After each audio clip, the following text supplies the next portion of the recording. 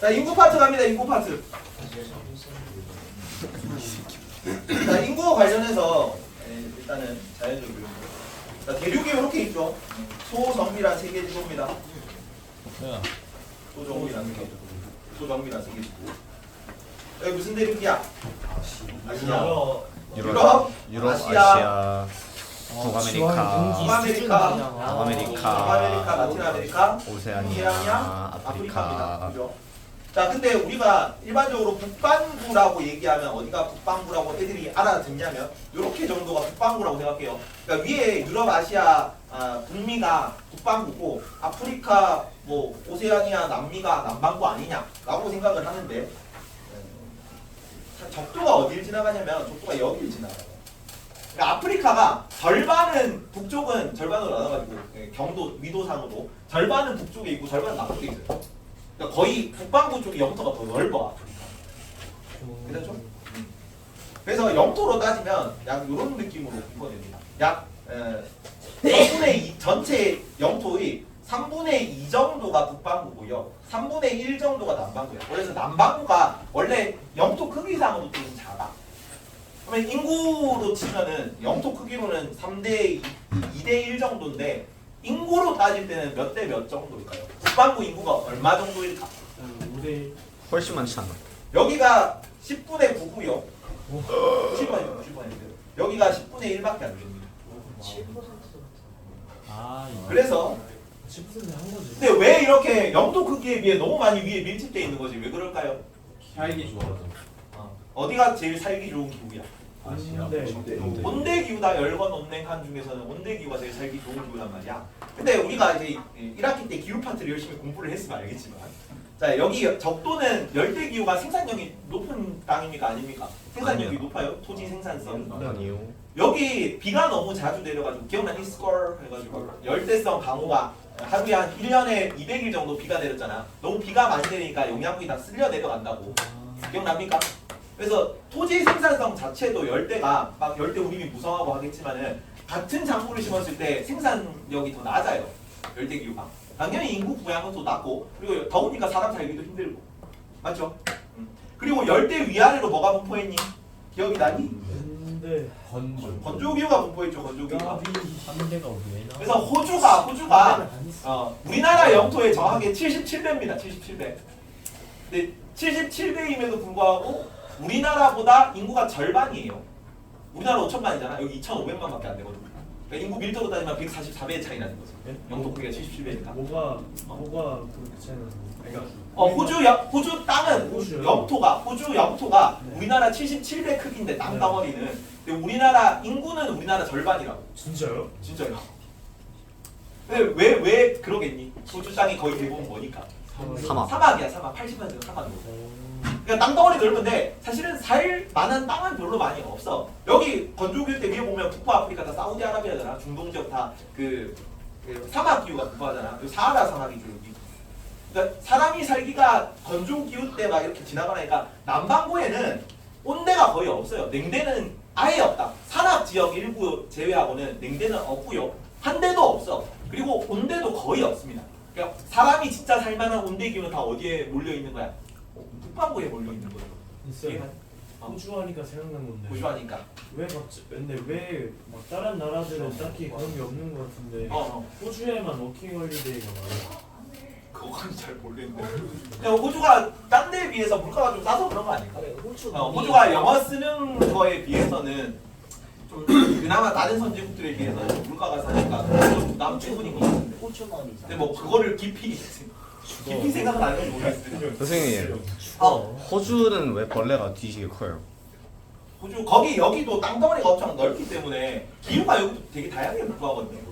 사실은 이제 80%는 사막이고 사람이 많이 분포하는 데는 다 어디냐면은 해안가 지방만 사람이 분포해. 그죠? 그래서 여기 이제 일부 지역 중에 열대 기후가 나타나는 지역이 있어. 그쪽 지역에서는 당연히 산소 많고 막 비 많이 오고 그러니까 큰 벌레들이 있겠지. 아프리카 열대 밀림 이런 데도 벌레 크기가 되게 동남아시아 지역만 해도 그 벌레를 먹는 괴식 풍습 이런 거 얘기할 때 손바닥만한 벌레를 우리에 먹어요. 왜?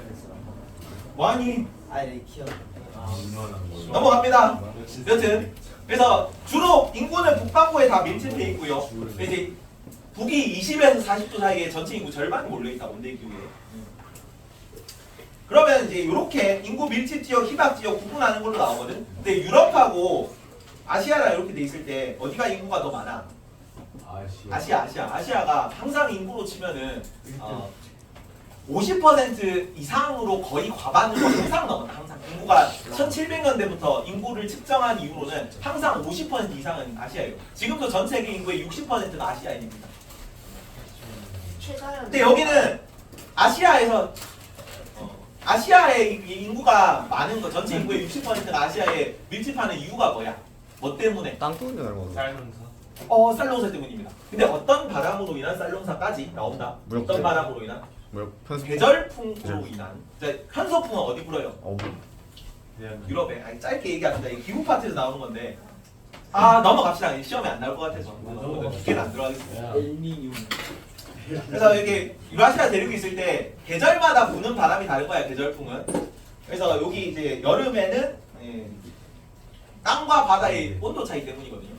그래서 땅이 더 뜨거우니까 바다에서 땅으로 바람이 불어 들어와서 여름에는 습하고 그다음에 고온의 바람이 불어. 그래서 우리가 여름철 고온 다습하지. 그치? 그러면 고온 다습한 기후에서 무조건 뭘 기를 수 있냐면 내가 1학기 때 뭐 기른다고 그랬어?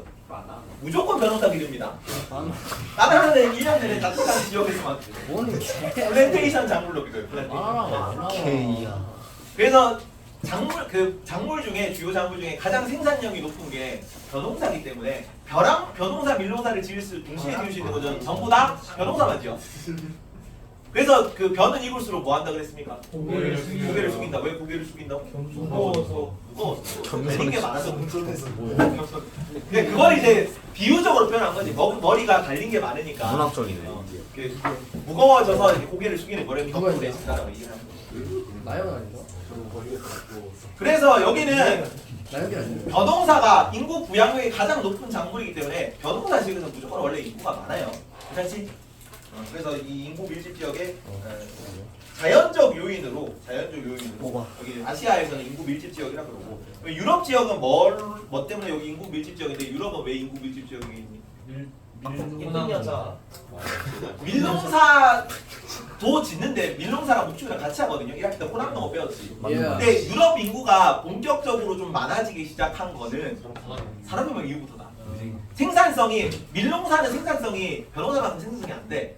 그래서 생산성을 높이기 위해서 물건을 만들기 시작했어요. 공업이 발전하면서부터 유럽은 인구가 많아진 겁니다. 그래서 여기는 인위적 요인, 그다음에 산업적 요인이에요.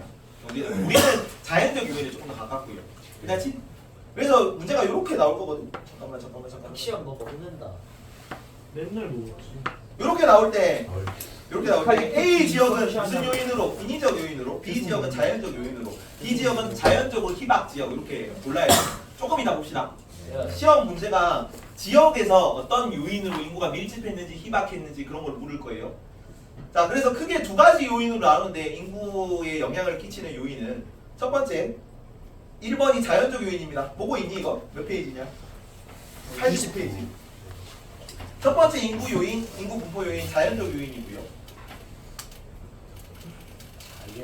그리고 두 번째 사회 경제적 요인입니다. 혹은 인문적 요인이라고 불러요. 사회 경제적 요인.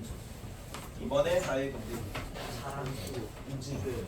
자, 자연적 요인은 뭐가 많이 영향을 끼치냐면 주로 기후 강수야. 하늘에 있는 게 기후죠. 땅에 있는 게 지형이야. 지형하고 기후가 가장 큰 영향을 끼칩니다. 이 기후에 강수라든가 풍향이라든가 이런 게 들어가고 지형에는 토양이라든가 산악 지형, 평야 지역 이런 게 들어가요. 괜찮니? 그리고 3번 전통적이겠니? 오늘날이겠니? 현대적이겠니? 전통적 인구 분포에 영향을 미치겠니? 전통적 인구 분포에는 자연적 요소의 영향이 더 컸습니다. 전통적 인구 분포에 영향을 미치고. 자, 그래서 오늘날에는 자연환경이 극복되고 있는 거야? 아니면 자연환경이 영향이 더 강해지고 있는 거야? 극복되고 있는 거야. 왜냐면은 자연환경의 영향이 여전히 강하면은 사막에는 도시가 들어설 수가 없어. 그지? 근데 사막에서 사우디아라비아, 두바이 세계 최고 빌딩 막 들어서잖아. 브루즈 할리파 이런 거 들어서잖아. 근데 뭐 때문에 거기 도시가 들어선 거지? 사막 기후에? 석유가 나니까. 그지? 경제적 요인이 더 크단 말이야. 러시아에도 시베리아 한복판에 갑자기 도시가 막 생기고 있어요. 왜? 천연가스 나니까. 그지? 송유관을 따라 도시가 분포하거든. 그런 식으로 산업적 요인, 경제적 요인의 영향력이 오늘날은 더 크다. 근데 전통적인 인구 분포인 그 자연적 요소를 무시할 수는 없고 조금 그거를 극복한다 정도지. 여전히 온대기후의 사람이 제일 많습니다. 다음 그래서 인구 밀집 지역은 기후 영향을 받아서 냉대나 온대 기후 지역이 사람이 많고요. 그리고 평야 지역이 제일 사람이 살기 좋겠죠. 평야 지역. 냉대는 사실은 그 온대보다는 비싼데 한대 건조에 비해서 사람이 많아요. 냉대는 별로 이렇게 사람이 살기는 좋진 않거든. 살기 좋진 않은데 살 수 있는 지역이고 건조랑 한대는 사람이 살기 힘든 지역이고. 거기에 비해서는 한대 건조는 좀 살기 힘든 거고 산지 지역도 평야에 비해서 사람이 살기 힘들겠죠. 그래서 여기는 희박 지역이라는 겁니다. 인구 희박 지역. 사회 경제적 요인에서는 자 좋은 문화시설, 교육 이런 거, 교육을 받을 수 있는 지역. 그다음에 산업에서는 교통이나 직업, 좋은 직업을 구할 수 있고 좋은 일자리, 돈을 많이 벌 수 있고 이런 거에 영향이 큰 지역. 그러니까 유럽이 아까 산업혁명 발상지죠. 거기서는 생산력이 많고 일자리도 많고 돈을 많이 벌 수 있으니까 유럽이 인구 밀집 지역이 됐다 이렇게 설명하는 거예요. 요거는 오늘날 인구 분포에 영향을 미치죠. 오늘날 인구 분포에 영향을 미치죠. 저희 교실 바꾸면 안 돼요. 그거를 몇 번 얘기해봤는데 짬이 안 나서. 쌤 4년 아니에요? 좀 되었잖아요, 쌤. 어? 좀 되었잖아요. 2년 차지 2년 차. 에이, 귀엽네. 얘기했어. 장난이고. 그냥 딱 교실을 7-7 쓰자고 얘기 많은데 너네 한 명 때문에 교실 열기 좀 그렇다고 그냥 같이 하래요. 저번에 입사 3년 차인가 4년 차인가 하지 않았어? 아니지 2년 차 하셨는데. 아, 2년 민혜야. 됐지. 다른이 다른- 연차로는 3년 차지 2년 야, 민혜야, 갔다 오자. 그래서 오늘날 인구 분포고요. 밀집 지역은 인구 밀집 지역은 일자리 좋은 지역들입니다. 산업 경제가 발달한 지역이고. 그다음에 정치적 요인으로 전쟁이나 박해가 많은 지역, 종교 박해나 내전 벌어지고 이런 지역들은 인구 희박 지역이겠지. 내랑이요. 넘어갑니다. 하고 문제 이거 그냥 같이 한 번만 풀어보자. 안 어렵거든요. 1번 50번에 1번. 지도는 세계의 인구 분포를 나타낸 것인데 이에 대한 설명을 모르는 거. A는 계절풍 기후 지역 맞니? 아니요. 여기는 편서풍이라고 외워두세요. 이 용어 정도는 외워둬라. 유럽에서는 편서풍이 불어가지고 벼농사를 못 지어. 그래서 밀농사를 짓습니다. 그리고 아시아 지역에 무슨 바람이 불어서? 계절풍이 불어서 무슨 농사? 벼농사까지. 그 바람 이름까지 알아두세요. 자, A는 계절풍 기후 지역 아니고요. 벼농사에 유리한 거 아니고요. 이제 어디겠니? B다, B. B는 계절풍의 기후 지역으로 벼농사에 유리한 인구가 밀접한 거고. 맞습니다. 자, B는 지표면이 연중 눈과 얼음으로 덮여있다. 어딜까? A, B, C, D 중에 C 느낌 C-C 그린란드입니다. 그린란드. 그래서 C는 지표면이 연중 얼음으로 덮여있어서 인간 거주에 불리한 거 맞고요. 자, C는 열대우림이 어디가 열대우림이 울창하게 분포했을까? E. D. E겠죠. E. E야? 야, 여기 아시아 지역인데 중국이잖아. B는 여기 인구 밀도가 색깔로 나타나는 거야. 기후 온도가 색깔로 나타나는 게 아니고 인구 밀도가 200명 이상 아시아 벼농사 지역에서 인구가 밀집된 거지. 열대우림은 여기 있죠. E지 E. C 고르면 여기 3번 고르면 안 돼. 적도 지방에 열대림이 분포해 있는 거지. 그래서 주거지 개발이 어렵기 때문에 우리 인구 희박 지역 2로 바꿔야 돼요. 4번에 D는 사막이 형성되어 있어. 이 오스트레일리아에 사막이 형성되어 있니? 맞습니다. 물을 구하기 어렵기 때문에 인구가 밀도가 낮니? 맞습니다. 답이 4번. 예. E는 일찍부터 산업이 발달해 인구가 밀집한 거 어디야? A. A 지역이죠. A. 내용이 안 어렵죠? 이 정도만 알고 넘어가면 돼. 기본 내용이고. 다음 여기가 조금 중요합니다. 야. 뭘로 돼 있니 이거? 별이지. 수 있어. 별은 뭐란 얘기야? 빈출 주제인데 빈출 주제. 난이도랑 관련이 없이 무조건 한 문제가 항상 출제되어 왔던 파트라서 이번도 당연히 한 문제가 나올 겁니다. 자, 작년까지는 이게 없었는데 5단계가 추가됐어요. 5단계. 작년까지 5단계는 없었거든. 5단계가 인구 감소 단계입니다. 우리나라가 2020년부터 인구가 감소하는 나라예요. 생각보다 얼마 안 됐죠. 그래서 2020년부터 인구 감소해가지고 22 개정이잖아. 그래서 올해부터 인구 감소 단계가 들어갔어요. 근데 전 세계적으로 인구 감소하는 나라가 이제는 좀 되지. 이제는 좀 되는데 우리나라도 좀 빨리 감소하는 편에 속하죠. 전 세계 나라로 따지면. 빨리 요즘 안 좋아. 자, 여기는 같이 한번 그려봅시다. 내용을 보고 같이 한번 설명만 하고 그 다음에 빈칸 채운다. 자, 이렇게 돼 있을 때 쭉쭉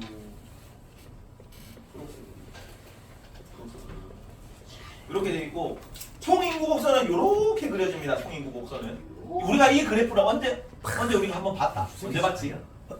이 그래프랑 똑같은 그래프를 우리가 1학기 때 공부할 때 한번 봤거든요. 언제 이 그래프를 봤습니까? 1학기 때요. 도시화 곡선이다. 도시화 곡선 똑같이. 아. 그 말은 뭐냐면 인구가 늘어나는 거는 도시가는 산업화랑 관련이 있어요. 산업화. 그러니까 산업화된 지역을 도시라고 했고 2차, 3차 산업이 발전한 지역을 도시라고 했고 그 도시 인구가 높아지는 게 도시화였죠. 예. 근데 산업이 고도화되면 2차, 3차 산업 위주로 바뀌면은 인구 부양력이 어떻게 돼? 늘어난단 말이야. 그래서 인구가 늘어나는 시기는 공장이 들어선 시기랑 겹쳐요. 이해가니? 처음엔 다 농업 1차 산업밖에 없잖아. 농사하고 있단 말이야. 모든 국가 사람들이. 근데 어디에 공장이 들어서서 공업이 발달하고 생산력이 늘어나고 시작하면 그때부터 산업화라 그러고요. 그래서 산업화, 근대화, 공업화 똑같은 얘기야. 산업화가 된 지역부터 이제 인구가 늘어나기 시작합니다. 우리나라로 치면 우리나라 산업화는 언제부터다? 1960년대부터입니다. 혹시나 이런 그래프가 나올 수도 있다. 이렇게 해가지고 이거는 자 가가 선진국이야 개도국이야? 인구가 늘어나는 시기를 가질 때. 그리고 예. 가는 선진국이지. 원래 전부터 인구가 꾸준히 늘어났잖아. 가가 어디 있는데? 가 위에 있는 가가. 아 밑에 있는 게 나가 개발도상국이죠. 근데 다 지역이 인구가 이제 2단계로 진출하고 인구가 늘어나기 시작하는 시기를 언제로 보냐면은 산업혁명 시기로 봐요. 선진국들이 그러니까 지금 유럽 국가들이 인구가 늘어나는 시기는 산업혁명 이후야. 공장이 들어서는 시기부터 인구가 늘어나기 시작했다고. 개발도상국은 언제부터겠니 그럼? 예, 네, 산업. 2차 세계대전 이후부터입니다. 독립하고 나서. 이전에도 우리나라 그 처음으로 도시화가 시작된 건 1920년대예요. 1920년대에 일본이 군수공업을 발달을 시키기 시작하면서 우리나라 공장이 들어섰거든. 근데 그거는 일본 군대를 위한 공장이니까 자체적인 생산력은 그렇게 높진 않아요. 우리 발전을 위한 공업이 아니잖아. 본격적인 우리나라 인구 성장 혹은 도시화는 1960년대부터다. 왜 50년대는 우리 안 됐어? 50년대는 왜 안 됐어? 6.25 전쟁 때문에 안 됐지. 박정희 딱 집권하시고 카카. 딱 하고 아. 60년대 경제개발 5개년 계획 시작하면서부터 우리나라 산업화, 도시화, 인구 증가 본격적으로 시작된 거야. 맞습니다. 일어나고. 자, 그래서 이 인구 단계를 4단계로 이렇게 나눌 거예요. 어떻게 나누는 거냐면 이제 5단계까지 이렇게 나눕니다.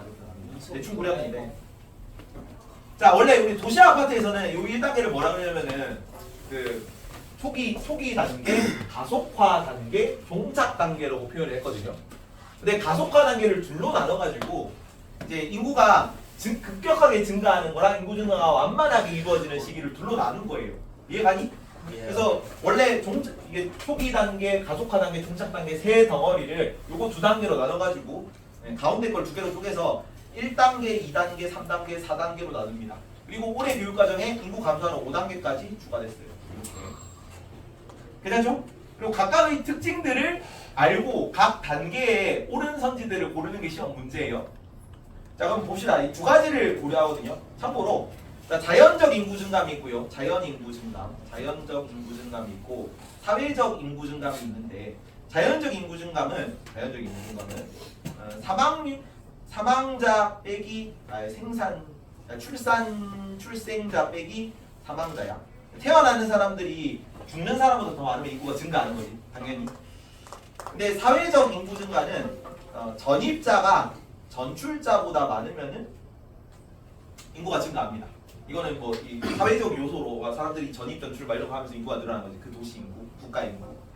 여기는 자연 인구 증감을 볼 거예요. 자연 인구 증감이기 때문에 뭘 고려하냐면 출생률이랑 사망률 둘 다를 고려합니다. 그래서 빨간색을 사망률로 해줄게요. 빨간색을 사망률. 자, 이게 사망률이다. 1단계는 많이 죽고 많이 태어나는 시기입니다. 그래서 요 1단계를 뭐라 그러냐면 다시 적어주세요.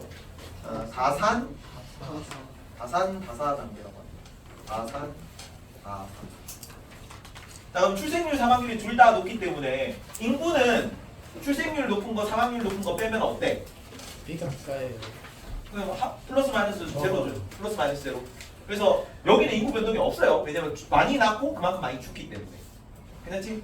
그래서 정체된 단계고 다른 말로는 고위 정체 단계라고도 합니다. 고위 정체 단계.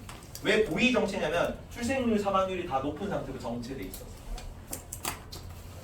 두 번째 단계인데 두 번째 단계.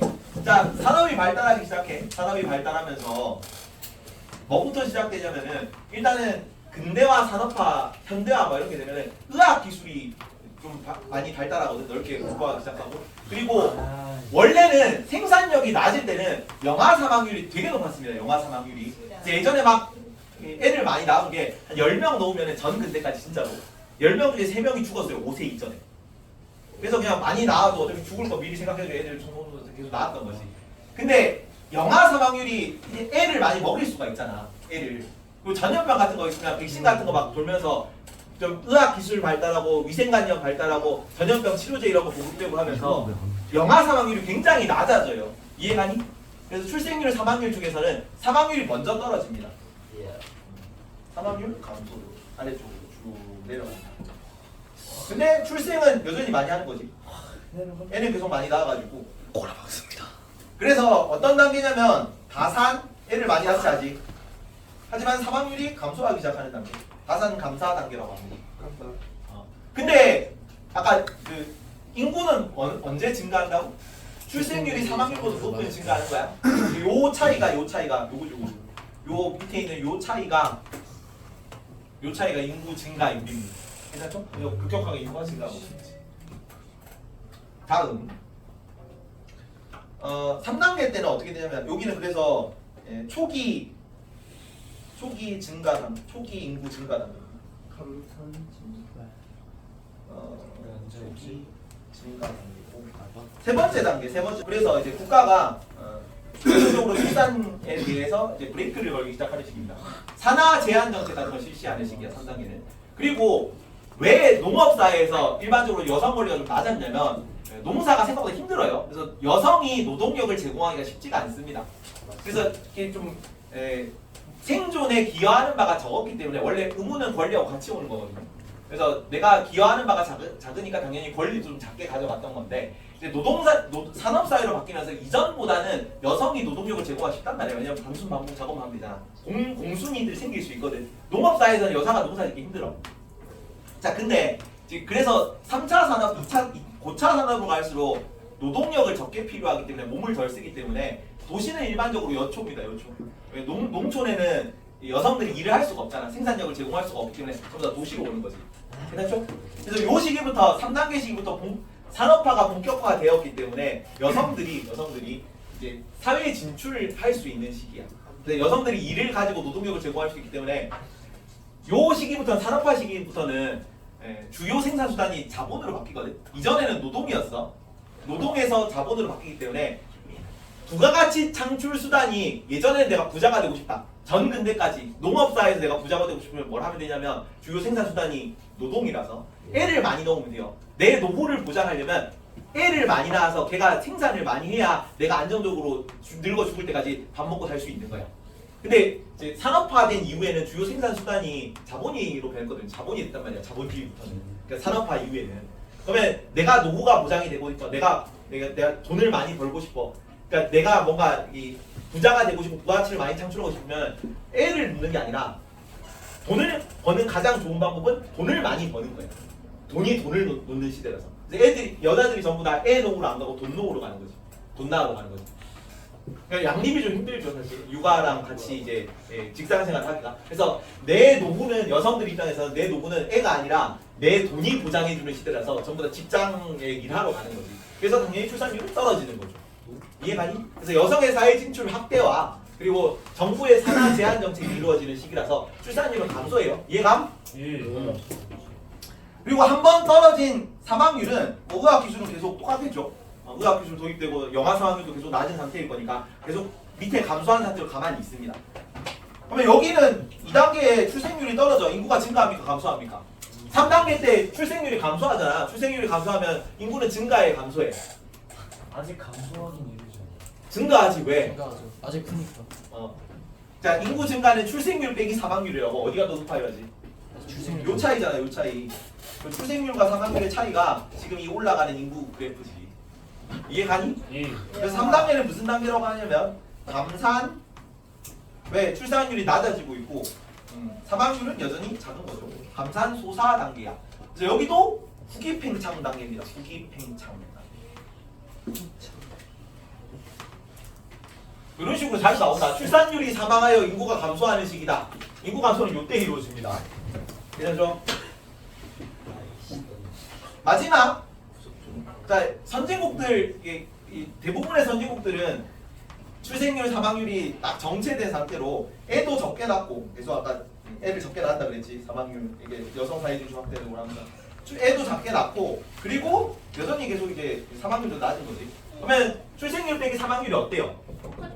똑같아. 그러면 플러스 마이너스 합이 제로니까 인구가 정체되는 단계입니다. 그래서 여기를 소사 단계고요. 작게 놓고 작게 죽는 시기고 소사. 그리고 여기는 저위 정체 단계라고 해요. 출생률 사망률이 아래쪽에서 계속 머물러 있다. 저위 정체. 괜찮죠? 그러면 총 인구가 제일 많은 시기는 언제야? 그리고 마지막으로 지금 일부 선진국들에서 출산율이 낮아지다가 출산율이 사망률보다 더 낮아지는 상황이 발생하는 거죠. 우리나라처럼. 이 단계를 뭐라 그러냐면 인구 감소 단계라고 해요. 마지막. 자, 요거를 개념을 다 마스터를 했으면 문제가 별로 안 어렵습니다. 근데 할 때 먼저 요거부터 좀 채우고 가자. 1단계 무슨 단계가 고위 정체 단계인데 아까 뭐뭐뭐뭐 네 글자로 뭐라 그랬어? 출산율은 처음에는 사다 출생률도 높고 사망률도 다 높은 단계인 거지. 그래서 인구가 거의 정체돼 있어요. 고위 정체 단계입니다. 근데 초기 팽창 단계에서 뭐가 감소하니 뭐가 먼저 감소해요? 뭐가 먼저 감소해? 사망률이 먼저 감소해. 그래서 다산 감사 단계입니다. 다산 감사 단계. 감사팀에서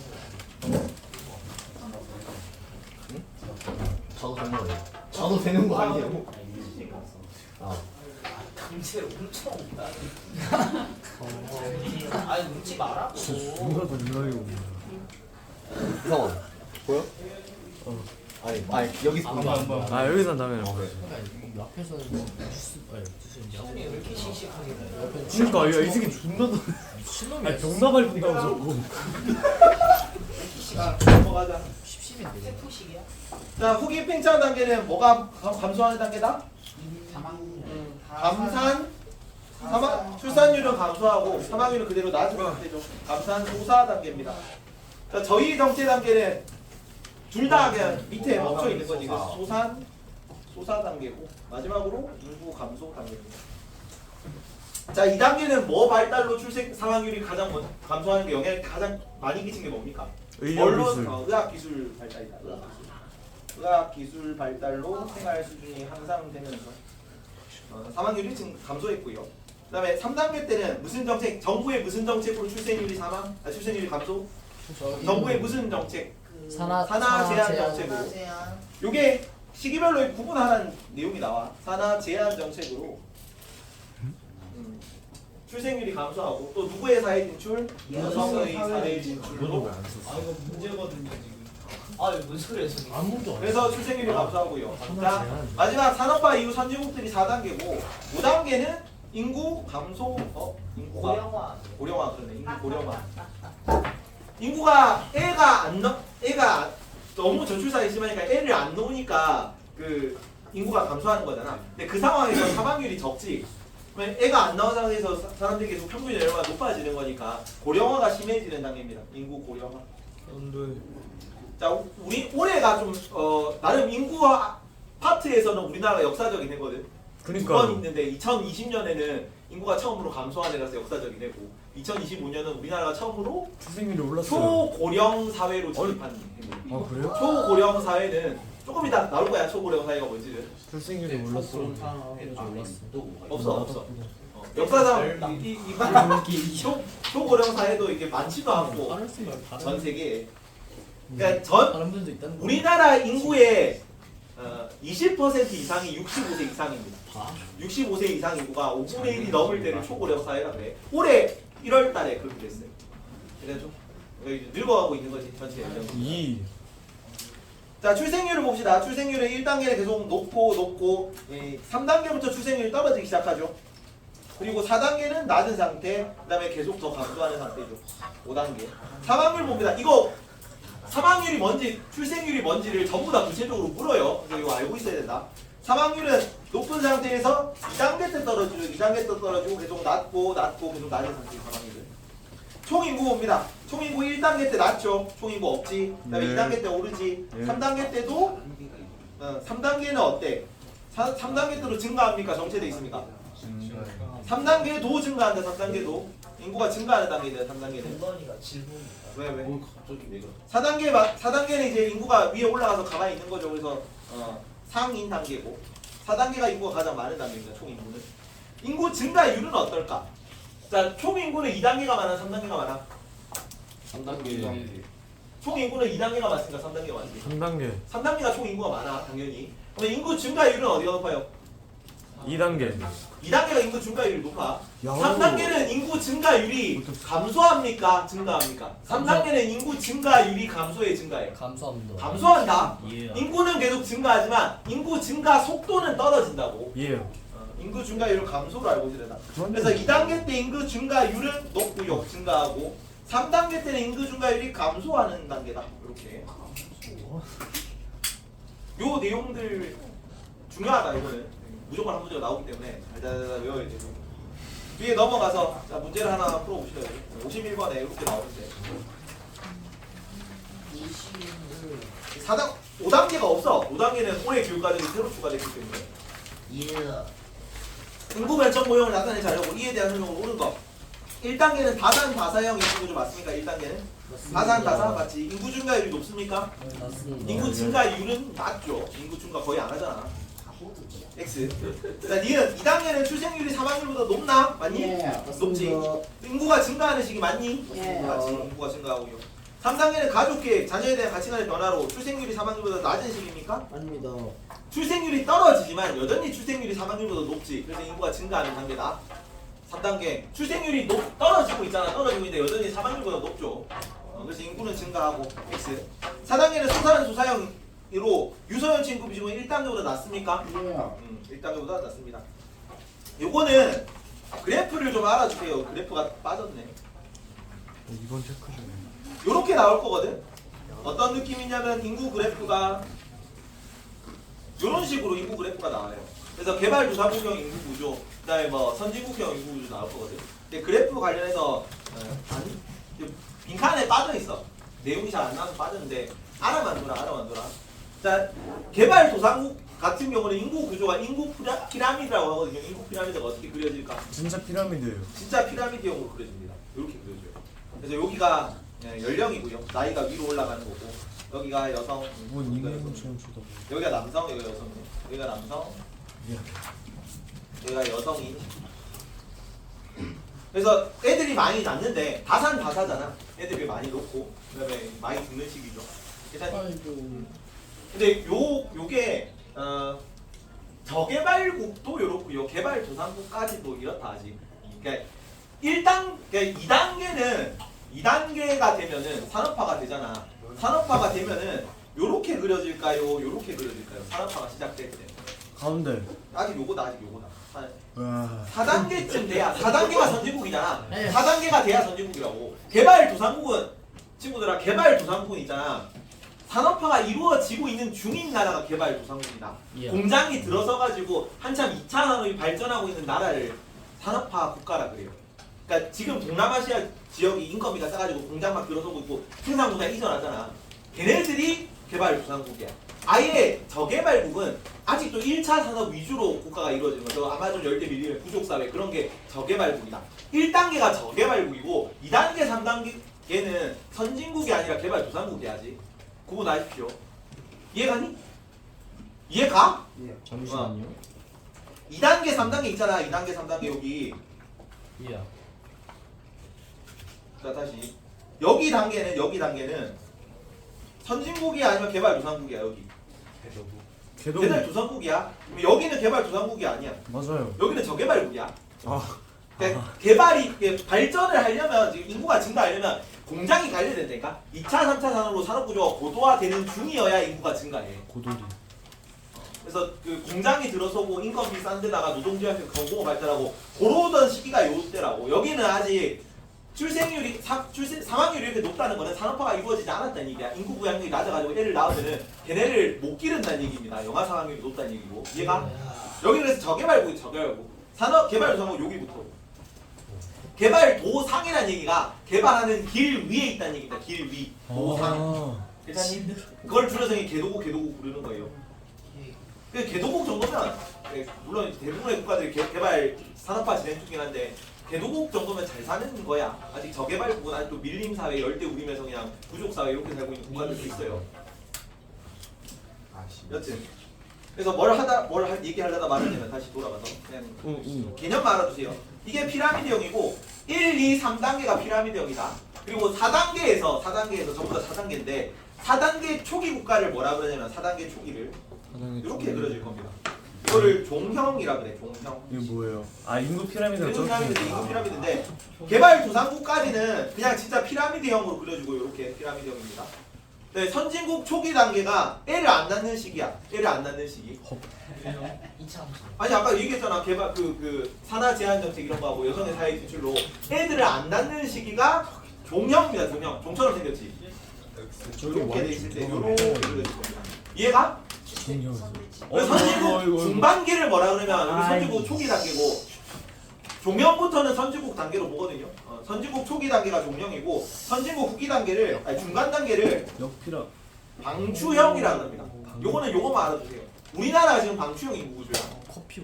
노년층 계층이 아직 많이 없고 노년층이 많이 없고 그다음에 애를 안 낳는 시기입니다. 방추형이라 그래요. 왜 방추냐? 방추가 뭐냐면 그 옛날에 지금 안 쓰는 용어야. 옛날에 그 물레 뭐 배틀 막 이렇게 실잡기 막 이런 거 할 때 있잖아. 실을 이렇게 막 왔다 갔다 이동하면서 실을 감는 막대기를 방추라고 불렀어. 그러면 실이 왔다 갔다 하면 실이 중간에 감길 거 아니야. 요런 막대 보면 어떻게 되겠어? 실이 가운데 감기니까.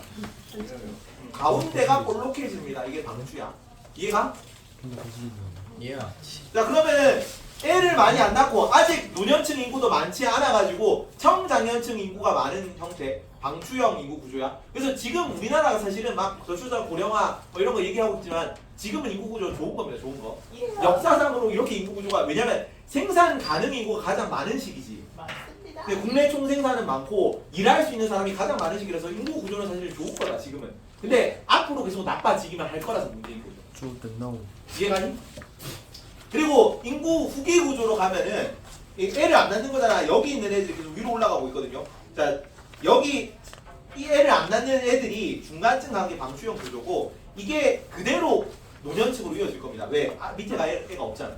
애가 없어가지고 조금 더 위로 올라가면은 이렇게 될 겁니다. 이게 역피라미드형 인구 구조라고 해요. 우리나라가 이리로 가고 있는 중입니다. 지금은 일본이 이런 형태야. 역피라미드. 진짜요? 진짜요? 그렇지. 거긴 노년층 계층이 더 많잖아. 거기는 고령화율이 얼마냐면 일본 같은 경우는 30%예요. 그러면 65세 이상 인구가 전체 인구의 3분의 1이라고. 오. 굉장히 늙은 국가죠. 왜 날짜? 그래서 일본 같은 경우는 중위 연령이 50세다. 50세. 50살 전 인구 전체 절반이 50살 이상, 인구 전체 절반 미만은 50살 미만이고 우리나라도 거의 다 따라잡았어요. 45세다 우리나라 중위 연령이. 인구 절반은 45세 이상, 인구 절반은 45세 미만이야. 여튼 이런 그래프는 참고로 알아두고 이거는 잘 안 나오는데 이런 그래프가 있다는 거 알아두세요. 따로 넣지도 않았어. 왜냐면 많이 안 다루기 때문에. 방추하고 다음에 뭐였죠? 이게 이제 종형 다음에 방추형 다음 방추형 이렇게 가운데가 볼록한 거고 마지막으로 역피라미드. 노년층 계층이 훨씬 많은 거. 유소년층, 청장년층보다 노년층이 많아요. 역피라미드야. 예. 그렇지? 그리고 요거는 자연인구 증감을 다룬 그래프고요. 인구 피라미드. 그다음에 사회적 인구 증감을 다룬 피라미드가 있다는 거 말하더라. 교육과정 바뀝니다. 어떤 거냐면 자 여기가 항아리형이라는 게 있고요. 자 별형이라는 게 있고 이렇게 인구 피라미드가 있을 때 가운데가 볼록 튀어나온 구조. 이걸 별형이라고 해요. 그리고 이렇게 돼가지고 가운데가 이렇게 가운데만 움푹 들어간 형태가 있어. 가운데만 움푹 들어간 형태. 요거를 항아리형이라고 해요. 저거 왜 항아리형이냐면 이거 항아리잖아. 항아리. 가운데가 볼록 뭐야? 헐. 이거 근데 요거는 어떤 지역에서 항아리형이면 내가 언제 별형은 별형은 도시형 인구 구조고요. 그다음에 항아리형은 촌락형 인구 구조예요. 글씨를 하니. 항아리형. 여기는 별형. 왜 여기만 가운데가 볼록 튀어나왔냐면 청장년층 인구가 그냥 자연 인구 구조에다가 청장년층 인구만 포함된 형태라서 그래요. 여기는 자연 인구 구조에다가 청장년 인구만 빠져나간 인구 형태라서 그래요. 이해가니? 그래서 이거는 자연적 인구 증감이고 요거는 사회적 인구 증감입니다. 근데 이런 게 있다는 정도만 알아두세요. 혹시나 가르치는 학교가 있어서. 넘어간다. 조현미 안 이런 거 안 왜 가르친다. 이성은 뭐냐? 여기 저야. 한이야 여기. 유한이 씨야? 네, 바보형. 유한이 씨도 이런 거 안 돼. 여기도 유한이잖아. 이런 게 유한이 뭐 씨가 이런 식으로 얼마나 비상 효과에서도 뭐 이런 거 하시나요? 나오고 천재 효과에서도 이런 거 인구 모형이 나오고 뭐 미래에도 이거 다 나옵니다. 다 나와도 그냥 중요하다고 가져온 거고. 예야. 현태야 너 왜 뒤에 과자 숨겨? 빨리 갔다. 다음 인구 이동 갑니다. 인구 이동. 인구 이동. 동건이가 5단계 이후인 건 가산이냐? 틀린 거 아니야? 넘어갑시다. 넘어가고. 아 장난해. 인구 이동 파트에서 예. 저기야 저기. 이동 동기를 나눴을 때 두 가지가 있거든요. 자발적 이동도 있고 이빨이 나오네. 강제적 이동도 있는데 자발적 이동은 스스로 하는 거고 강제로 하는 거 있고 등 떠밀려서 이동하는 거는 강제적 강제로. 이동 강제적 강제. 등 떠밀려서 하는 강제적 이동. 동점이면 가면서 하는 자발적 이동 같은 경우는 뭐 경제적 이유인 경우가 많아요. 주로 산업 이동, 경제 이동 이런 거 돈 벌려고 자발적으로 가는 거로 보고요. 더 나아간 경우에 스스로 이동. 강제적 이동 같은 경우는 노예 무역으로 흑인들이 강제로 어이구야. 그런 게 강제적 이동이겠지. 야야.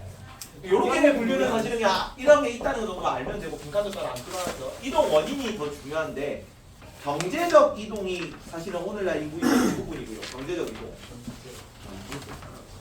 그다음에 종교적 이동은 이게 남미 노동자들의 미국 이동. 그래서 이렇게 인구 이동 나올 때 여기서 여기로 가는 거 있지. 남미 노동자들이 이제 멕시코에서 미국으로 가고 이런 거. 노동력 이동 이런 거. 여기서 이제 그 남미 지역에서 다 모여가지고 미국으로 들어가잖아. 이런 이동이 경제적 이동이야. 돈 벌려고 들어가는 거. 남미 쪽으로 가는 비행기 티켓 남미. 그리고 동네는 왜 이렇게 표시? 종교적 자유를 찾아 이동하는 건 예전에 사례가 뭐냐면 영국에서 미국으로 가는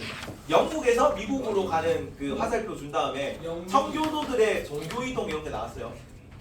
종교의 자유를 찾아 이동. 그 미국이 영국 청교도들이 종교의 자유를 찾아가지고 막 배 타고 가다가 만든 나라잖아. 예. 메이플라워 타가지고 신대륙 정착한 다음에 미국을 세운 거죠. 이런 게 종교적 이동이고요. 그다음에 정치적 이동. 정치적 어방, 뭐 내전, 전쟁 이런 것 때문에 정치적 불안정 때문에 이동하는 걸 이거 해야 될 것 같아. 중동 내전, 중동적 왜 뭐하니?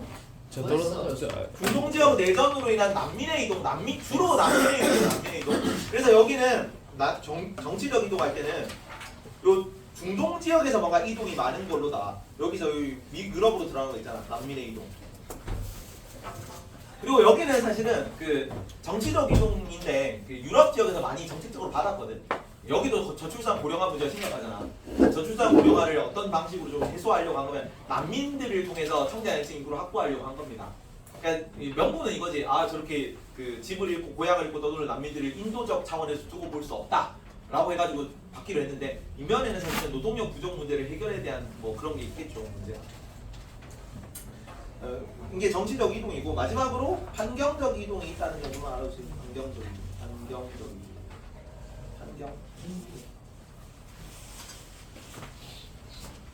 환경적 이동. 왜 이러지?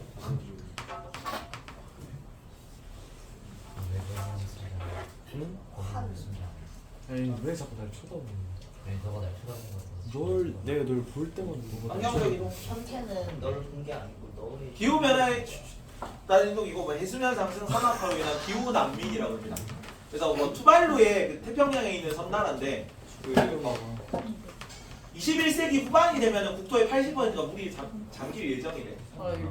그러면 이제 고향을 잃고 갈 수밖에 없겠죠. 자기 살 수 있는 지역이 없습니다. 자 오늘날 인구 이동은 어디가 제일 비율이 높을까요? 인구 중에 어디가 제일 비율이 높다? 경제적 인구 이동의 비율이 가장 높다. 경제. 정치랑 환경은 뭐야? 요거는 거의 없어요. 이 환경은 거의 없고 정치적인 조금 있는 거. 경제, 정치, 환경적 순으로 이동하는 거. 종교적 이동도 오늘날은 거의 사례가 안 나오죠. 문화적 이동은 없네. 어? 문화적 이동은 없네. 그렇게 분류를 안 해. 그가지고 뭐 붙이려면 붙일 수 있겠지. 근데 그 주류 인구 이동의 원인은 아니기 때문에 요 네 가지 정도로만 구분을 해요. 경제도 저런. 자, 대륙별 인구 이동 봅시다. 순유입 국가는 어딜까? 가장 유입이 많은 국가 어딜까요? 미국. 대륙별이기 때문에. 대륙이에요? 북미다. 북미. 북아메리카 지역이. 북미 지역이 제일 인구가 많이 유입되는 거고. 그 다음에 2위가 어디? 유럽이 인구가 많이 유입되는 국가입니다. 3위가 어디로? 아시아. 오세아니아 지역으로 인구가 유입돼요. 예. 왜요? 선진국들, 주로 경제적 이동이 오늘날 인구 이동의 대부분이기 때문에 워킹 홀리데이라고. 북미, 유럽, 오세아니아가 그래도 잘 사는 나라들이 선진국이기 때문에 경제적 이유로 이쪽으로 이동을 많이 하는 거죠. 그래서 인구가 들어오는 요인을 뭐라 그러냐면 높은 임금, 쾌적한 환경, 교육, 문화, 국기시설 이런 걸 어떤 용어로 쓰냐면 흡입 요인이라는 표현을 써요. 흡인, 빨아들이는 요인인 요인이에요. 빨아들이는 요인. 어허. 그러면 순 유출 1순위는 어딜까? 순 유출 대륙별 순위. 아시아 남미. 아시아가 1순위. 아. 아시아도 저 동남아 국가가 아직 좀 못 사는 나라도 많잖아. 그리고 그 아프리카도 못 사는데 어디가 인구가 전체 인구가 어디가 더 많아? 아시아가 전체 인구가 훨씬 많으니까. 순 유출 1순위는 아시아, 2순위가 남미. 아프리카가 2순위. 아니 아프리카 비행기 뭐? 뭐? 아닙니다. 3위가 뭐? 남미 지역이다. 남미 아니. 지역이 가장 말이 안 되는데? 쌤 남미 어떤 나라가 좀 째깁니까? 이런 나라들 브라질. 경제적 인구 이동이잖아요. 조금씩 다 가고 있잖아요. 미국으로 다 들어가고. 비행기 못하는 새끼들 존나 많은데 남미 애들이 좀. 그다음에 11번 야 이렇게 빈곤, 낮은 임금, 자연재해 같은 뭐 억압 이런 거 무슨 요인? 대출 요인이라고 표현합니다. 대출 요인이 있는 나라들에서 흡입 요인이 있는 지역으로 인구 이주가 이루어지고 있는 거죠. 쌤 왜 얘는 배인이 아니에요? 어? 출인이나 뭐 그런 게 아니에요? 배출.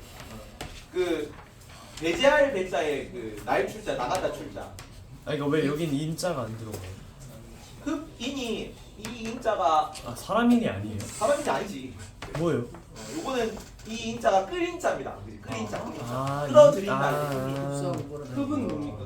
흡수하다 할 때 흡수하는 끌어서 흡수하는 요인이라는 얘기지. 배출은 밖으로 내다는 배출. 흡이요? 그래서 요거 그래프 나왔을 때 가 인구 이동은 나 인구 이동은 이렇게 물을 수 있어요. 정치적 이동이랑 경제적 이동이랑 구분하는 식으로 문제가 나와. 재작년 장충고 문제에서 이게 조금 애들이 어려워했던 거. 가는 다음 페이지에 문제 한번 보자. 93페이지. 거의 몇 시에 끝나요? 근데 이거 1초 몇 분에 끝나요? 조금 시간 줄 테니까 풀어가는 거. 3시 반. 근데 이것도 주시? 52번. 52번. 그러면은 이건 굳이 그걸 생각할 필요가 없지. 아, 하지 마라. 조용히.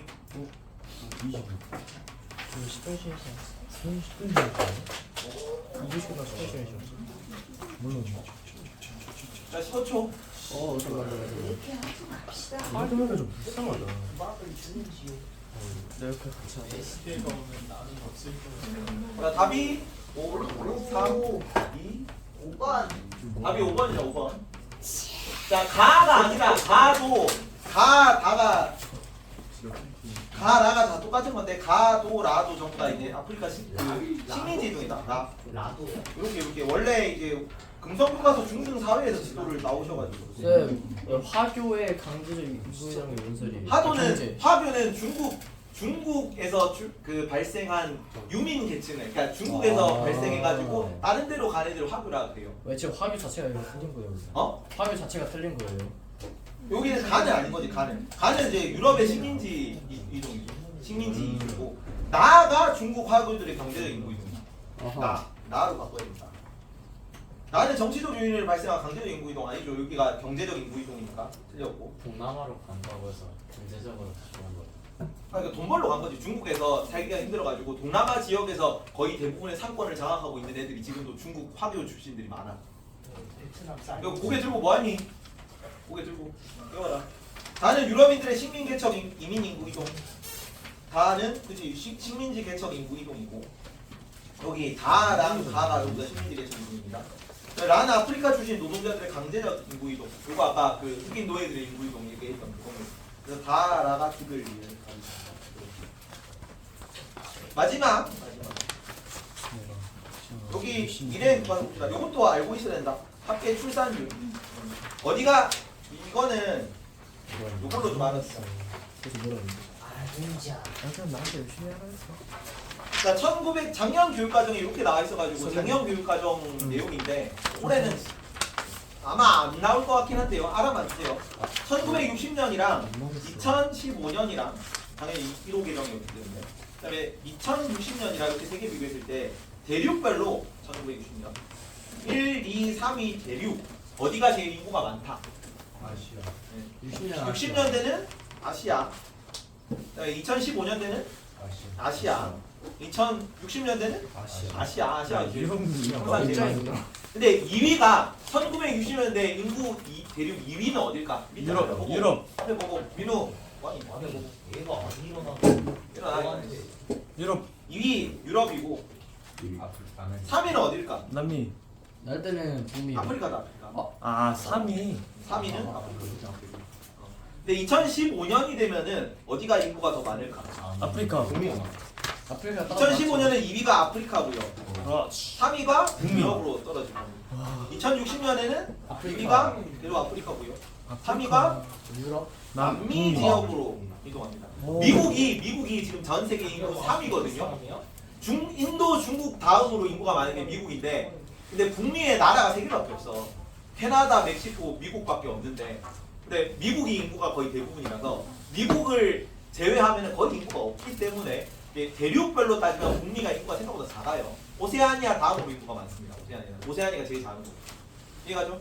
그래서 남미도 조금 있으면 인구가 많이 성장할 거라서 60년대가 되면은 남미가 인구 3위고 4위가 유럽이 될 거예요. 왜냐면 아프리카랑 지금 남미는 전부 다 인구 출산율이 높은 지역이거든. 유럽은 출산율이 감소 추세이기 때문에 가면 갈수록 인구가 떨어지겠죠. 그래서 이게 시대별로 정해놓은 거예요. 예상. 그지. 예상 인구. 2060년. 이거 암기해야 돼. 외워둬라. 한번 들어만 두고 이게 올해 교육과정에 안 나와 있어가지고 다시 들어갈지는 모르겠어요. 근데 이런 관련 내용들이 조금씩 개념으로 나온 것 같아요. 참고로 아프리카는 왜 이렇게 많이 나가냐? 아프리카? 원래 개발도상국은 그 예전에 2단계잖아 2단계.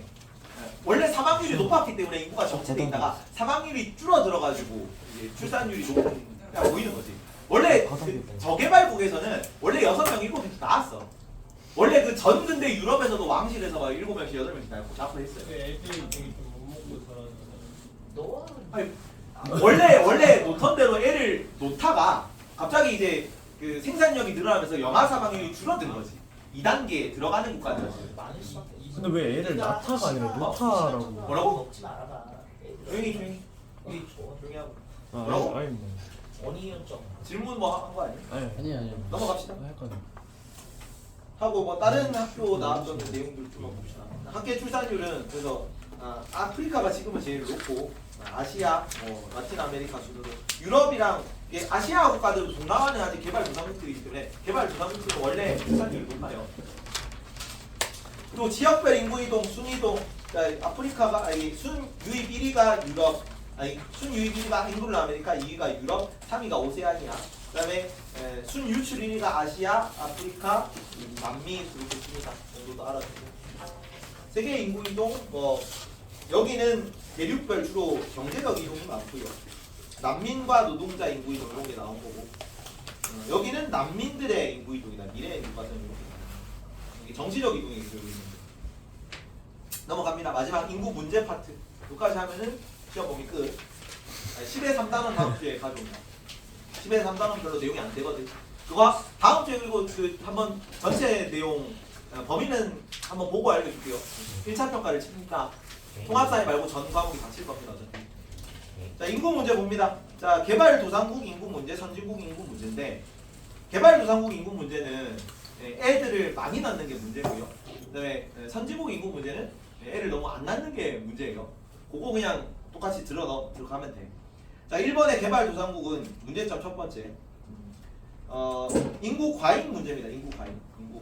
1번의 인구 과잉. 이번에는 그 과잉되는 인구가 사실 어디만 몰려 있냐면 도시 지역에만 몰려 있어요. 인구 도시과밀합니다. 도시과밀. 내가 도시화 가정하고 인구 증가가 겹친다 그랬죠. 그래서 주로 인구가 막 밀집돼 있는 지역은 도시만 지금 미어 터지고 있는 중이야. 딴 데도 애를 많이 낳고 있겠지만 거기는 사망률이 높죠 아직.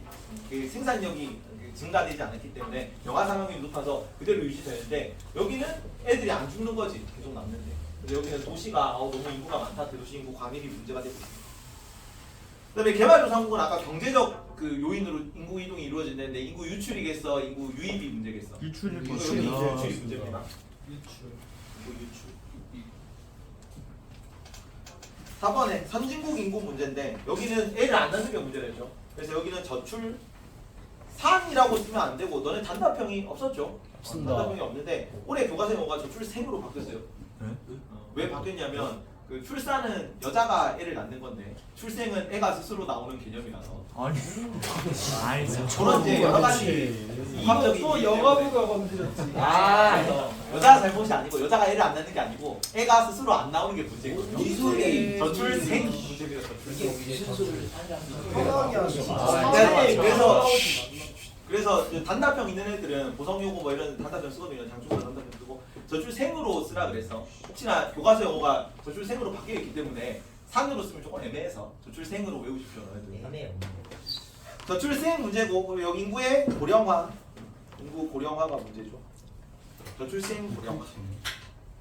그리고 여기는 인구 유출 유입 중에 인구 들어오는 거지. 유입이 문제입니다. 유입으로 발생하는 문제가 나타난다.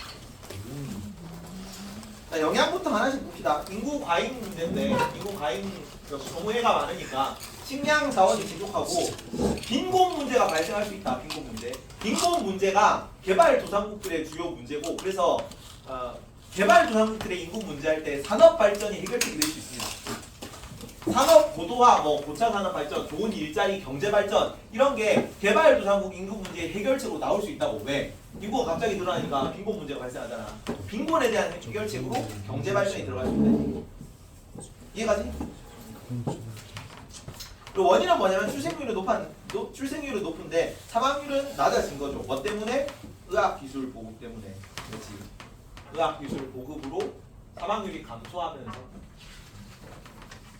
애를 너무 많이 하는 게 문제니까 여기는 산하 제한 정책을 실시할 거죠. 여기는 밑에는 출산 장려 정책이지 당연히.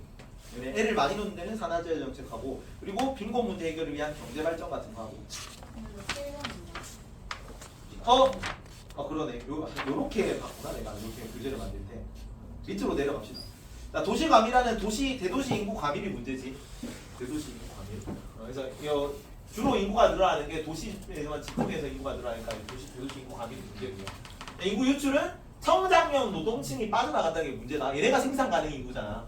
도시에서 경제활동을 책임지는 인구인데 얘네가 돈 벌러 국외로 빠져나가는 거지. 다른 지역으로 나가는 거지. 그러면 청장형 노동력이 내려가는 그래서 자체 생산량을 감소하는 단점이 있는데 반면에 어떤 거는 장점으로 나오냐면 밖에 나가서 돈 벌어 올 거잖아. 본국에 가족들이 있으니까 본국에다가 달러를 송환하겠죠. 달러를 붙여줄 거 아니야. 내가 거기서 조금 쓰고. 그래서 외화 유입되는 장점이 있습니다. 외화가 유입된다는 장점. 다음 선진국들 저출생 문제 해결책. 미래 인구가 줄어들 것이고 미래 인구가 줄어들면 경제력이 떨어진다는 얘기야. 노동력이나 국력이 감소할 수 있겠죠. 당연한 얘기고. 자, 인구 고령화의 문제점은 노인 인구 부양 부담이 늘어날 수 있어요. 그리고 세대 갈등 문제가 나타날 수 있습니다. 세대 갈등. 가면 갈수록 대한민국도 그렇고 변화가 없는 국가가 될 거예요. 변화가 없는 국가. 지금까지 쭉 이렇게 대한민국이 되게 다이나믹 코리아 할 수 있었던 거는 중위 연령이 낮아서 그래. 평균 연령 자체가 좀 낮은 시기였단 말이야. 근데 가면 갈수록 꼰대들이 많아지겠죠. 보수 나이가 들수록 원래 보수층이 강해지거든. 원래 전통적으로 그래요. 선생님 그럼 보수층을 별로 안 좋아하시나요? 뭐? 선생님 그럼 보수층을 별로 나는 안 정치적 중립이지 나는. 아, 모두가기. 가연출. 근데 어쨌든 원래 이제 표준적인 정치적 지표상으로는 나이가 들수록 현상 변화를 싫어한단 말이야. 다 예전에 하던 것만 그대로 쭉 하려는 그죠. 거지. 근데 이제 젊은 애들은 그렇게 딱 막혀 있는 고착화된 사회를 별로 안 좋아하겠죠. 세대 갈등이 더 심해질 거예요. 더 심해지고 지금보다. 괜찮죠? 이전까지는 젊은 세대가 주류였기 때문에 사회가 변하는 게 어느 정도 그 시대적 흐름이었고 그렇게 생각했단 말이야. 노인들이 에잉짓 해도 별로 거기에 영향이 그렇게 많지 않았는데 앞으로 에잉짓 하는 거에 목소리가 더 커질 거예요. 세대 갈등은 심해질 거고요. 어차피 기대. 그리고 문화적 갈등, 인구 유입으로 인한 문화적 갈등이 생길 수 있겠죠. 노동력이 다 난민들 와가지고 뭐 같이 돼지고기 한 잔 짠, 소주 한 잔 짠 하니까 나는 돼지고기 싫어요 한단 말이야. 그러면 이제 문화적 갈등이나 문제가 발생할 수 있는데 그리고 저쪽에서 막 들어오면 내 일자리 잃을 수 있단 말이야. 그런 거에 대한 경제적 갈등도 있고 대신에 노동력을 많이 이제 생산 가능이가 늘어날 수 있고 그리고 다양성, 문화적 다양성은 증가하겠죠. 같은 말이죠. 문화적 갈등이 증가한다나 문화적 다양성이 증대된다. 요런 게 영향이고요. 자 그러면 다시 위로 올라갑니다. 저 위로. 네, 쌤. 저 CF에 있는 그 CF 외화 유입이나 노동력 다양성 증가 다 장점이야 장점. 장점인데 이제 인구 문제이기 때문에 이거를 이제 어떻게 단독 항목으로 넣을 수가 없어가지고 이런 장점도 있다. 장점도 있다. CF는 비교라는 뜻입니다. 컨퍼런스라는 뜻이야. 비교하라고. 이런 장점도 있다는 걸 비교하라는 뜻. 저 위로 올라갑니다. 인구 과잉의 원인. 출생률이 높아지고 사망률이 낮아지는 거는 사망률 낮은 건 의학 기술 도입 때문이었죠. 2단계 때 이제 산업 뭐 생산력이 증가하고 의학 기술 도입되면 사망률이 감소하는 거죠. 그리고 여기는 산업화, 9번의 산업화, 도시화로 인한 이촌향도요. 도시 인구가 늘어나는 게 도시화랬습니다. 그래서 촌락을 이탈하여 도시로 향하는 이촌향도 현상으로 도시 과밀화가 이루어지죠. 대책은 마찬가지 여기도 중소도시 육성하면 될 거고 대도시 밀집이 문제잖아. 지역화 전략, 균형개발 이런 거 하고 촌락에서의 생활 환경을 개선하고 좀 덜 떠나도록 만들어줘야겠죠. 이렇게 지역 개발 정책 이런 거 해야 되고. 원인은 인구 유출은 정치적이고 경제적이고 이걸로 보겠죠. 그러면 대책은 인구 유출 안 되도록 우리 지역에 좋은 일자리가 많아지면 되겠지. 일자리 창출을 위한 거죠. 선진국 저출생 문제는 원인 똑같습니다. 가치관 변화, 초원 연령 상승이죠. 그래서 굳이 애를 안 낳아도 되겠다는 사회적 인식이 확대되고, 그다음에 여성도 사회 진출해가지고 뭐 경제력 가질 수 있다 이런 인식이 있으니까 결혼을 좀 늦게 하는 거지. 재혼 받는 말이죠. 초혼 처음에 한다. 초혼 연령이 늦어지니까 당연히 출산율은 떨어지는 거고. 여성의 사회 진출이 확대되기 때문에 애도 안 낳는 거죠. 그래서 해결책은 뭐냐면 양성평등으로 된 거예요. 양성평등 및 가족 친화적 사회 분위기 조성. 그래서 뭐 이런 거 있어요. 그 남성의 육아휴직 확대 이런 거 있습니다. 남성도 육아휴직을 좀 적극적으로 쓸 수 있는 환경 분위기 같은 걸 조성해주면 여자가 좀 부담을 덜 가지고 애를 낳을 수 있겠죠. 옆에 깨우고 뒤에 깨우세요. 사회적 분위기 조성. 그다음에 사회 정책적 지원인데 사회적 지원, 정책적 지원. 일가정 양립제도 이런 거, 탄력 근무제 이런 거 있어요. 그래서 원래 애를 유치원 보내고 이제 회사를 와야 되니까 원래 9시까지 출퇴근을 해야 되는데 9시까지 아니고 애 유치원 보내고 10시, 11시에 넘어서 출근 늦게 한 다음에 좀 늦게 퇴근하고 그런 제도를 기업에서 많이 운영을 하고 있다. 이런 정책적 지원. 고령화 문제의 원인은 출산율이 떨어지고 사망률도 떨어지는 거지. 의학기술 발달로 사망률이 떨어진 거고 이거는 저출생이구나. 저출생이고 출산율이 그래서 떨어지는 거예요. 노인복지가 확대, 해결책으로는 노인복지 확대 같은 거 있습니다. 그래서 실버 산업 육성이 노인을 위한 복지 산업 이런 거예요. 의료 서비스 혹은 노인 부양 제도 뭐 이런 거 그런 걸 확대하는 게 해결책으로 나올 수 있습니다. 그래서 그 재작년 성동 뭐였는데 그때 당시 충격을 받아가지고 아직도 기억을 하거든요.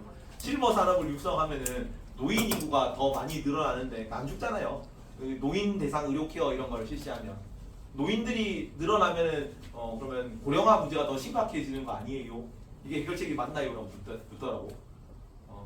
약간 설득 당할 뻔했는데. 근데 그러려면 이제 뭐 하면 되냐면 고령화 문제에 대한 가장 근본적인 해결책은 65세 이상 인구를 전부 다 죽이면 돼. 고려장을 시키면은 없잖아. 고령화 문제가 안 생겨. 근데 그럴 수가 없죠. 그래서 좀 늙어서 이제 돌아가실 때까지 안정적으로 경제적으로 좀 불안정한 요소를 없애주는 식으로 정책을 하는 게 해결책이 되겠죠. 안락사 시키죠. 아이고 씨. 꼬불꼬불. 그래서 세대 간 정의 실현 이런 것도 아까 세대 갈등에 대한 해결책으로 나옵니다. 세대 간 정의 실현. 그래서 그 노년층은 청년층을 이해하려고 노력하고 청년층도 노년층을 이해하려고 하고 이렇게 서로 갈등을 좀 줄이려는 노력이 필요하다.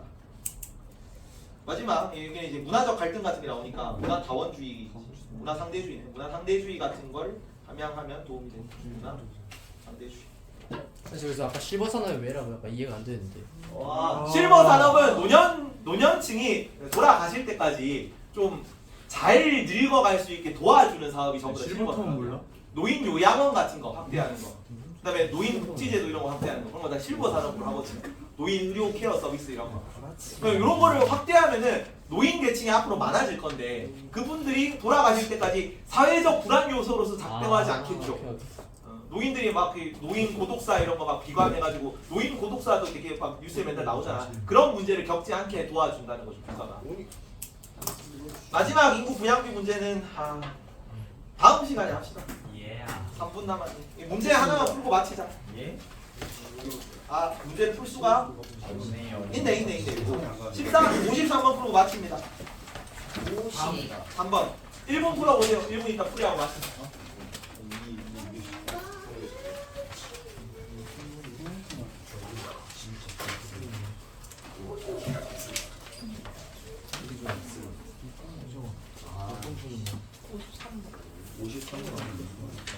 오십삼 번.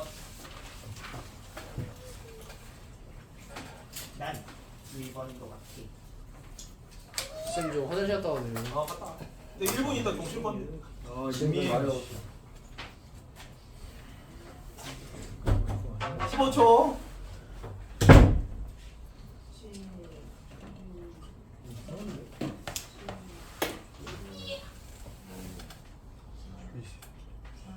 땡. 답은 2번. 같이 봅니다. 자, 출생률은 감소 추세입니까? 예. 맞죠? 출생률은 지금 유소년층 인구 비중을 보면 돼. 계속 줄어들고 있죠. 출생률 감소 추세 맞고. 생산 가능 인구는 증가 추세입니까? 아니요. 증가하다가 15년까지 증가하거든요. 증가하다가 다시 줄어들 거죠. 그래서 증가 추세라고 할 수가 없어요. 추세라는 거는 계속 같은 경향이 반복돼야 되잖아.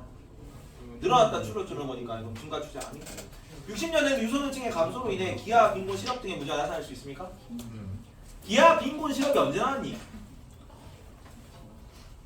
1960년대에 나타날 수 있겠지. 기억나요? 네. 인구 과잉 문제의 문제점으로 그 실업, 빈곤 뭐 이런 게 나왔잖아. 인구가 너무 많이 늘어난 거죠. 경제력에 비해서. 괜찮니? 그래서 산업 발전이 개발도상국 인구 문제에 대한 해결책이라고. 그래서 요거는 2060년이 아니라 1960년이 돼야 돼. 유소년층 감소는 아니고 이제 1960년에는 유소년층의 증가로 인해 기아, 빈곤, 실업 문제 등이 나타날 수 있는 뭐 이런 식으로 해요. 틀렸고. 2060년에 노년층에 대한 부양 부담 증가로 인한 세대 갈등 문제가 발생할 수 있겠죠. 그래서 기후 리을이 정확한 상관이니까 똑같이만 합니다. 인구 부양비부터 다음에 조금 나가고. 보자. 잠이 사려는 부자가 저번에 인구 문제까지 봤고 인구 이동까지도 봤고 인구 부양비 문제를 하면 된다. 여기 파트만 조금 어려운 내용이고 나머지 중에 어려운 내용이 없어요. 계산하는 문제가 조금 까다로울 수 있어. 그래서 좀 외워야 돼요. 여기는 공식을 몇 개 외워야 되는데, 자, 전체 인구는 세 등분으로 나누고 어떻게 전체 인구를 나누냐면 연령층에 따라서 유소년층은 1에서 14세까지를 유소년층이라고 합니다. 14번의 유소년층 몇 페이지냐면 97페이지다. 7이야. 7. 이게 자, 1에서 14세까지를 유소년층이고 부양받아야 되는 어린 아이들을 얘기하는 거야. 그리고 생산 가능 인구라고도 하는데 일할 수 있는 사람들을 청장년층이라 그래요. 자, 연소 근로자 문제 우리 앞에서 봤다. 6단원에서 연소 근로자가 몇 세부터 몇 세까지라고? 15부터 18세까지다. 그래서 너네도 일을 할 수 있는 나이예요. 15세부터 64세까지가 일하는 사람들이야. 연소 근로자 포함해서 청장년층이라고 합니다. 그리고 마지막으로 65세 이상 은퇴하시는 분들이에요. 여기는 일을 할 수 없다고 생각되어지는 사람들입니다. 노년층이라고 합니다. 노년층. 세 등분으로 나눠서 여기서는 1에서 15세 미만으로 써도 돼. 1에서 15세 미만이나 1에서 14세까지나 똑같은 말이에요. 나이는 하루 지나면 딱 바로 14세에서 15세로 바뀌는 거잖아. 그죠? 그래서 0.999 이런 거 없기 때문에 미만이다 미만 15세 미만이나 14세까지나 똑같은 말로 쓰여요. 자 위에가 전부 다 노년이라고 쳤을 때 노년이라고 쳤을 때 아래가 청장년층 곱하기 100일 때 이거를 뭐라 그러냐면 노년 부양비라고 합니다. 노년층을 부양하는 비율이야 비율. 여기 있는 거 비용이 아니다 비용. 비율이다 비율. 그래서 뭐 이런 식으로 다 노년 부양비가 A가 노년 부양비가 높아요. 그러니까 노년 부양비가 높을 때 A 국가가 B 국가보다 노년 부양 비용이 많다 맞을까 틀릴까? 몰라요. 몰라 모르는 거다 비율이기 때문에. 예를 들어 뭐 이런 거죠. 100명이야 100명 청장년층이 A 국가에서 100명이야 노년층 100명 청장년층 100명일 때. 근데 B 국가가 청장년층 10,000명인데 노년층이 5,000명이야. 왜 여기가 노년 부양비가 크단 말이야. 네. 곱하기 100이니까 여기는 노년 부양비가 절반밖에 안 되지. 근데 비용은 여기가 50배 많은 거지. 노인 부양 비용은. 이해가지 뭔 말인지? 이런 식으로 맨날 낚시 문제도 나와요. 주의하시고. 다음 아래쪽이 유소년층일 때 곱하기 100 하면은 이거를 고령화 혹은 노령화 지수라는 단어로 써요. 지수는 여러 가지 지표들을 하나의 단어로 하나의 숫자로 나타내는 걸 지수라고 그런다.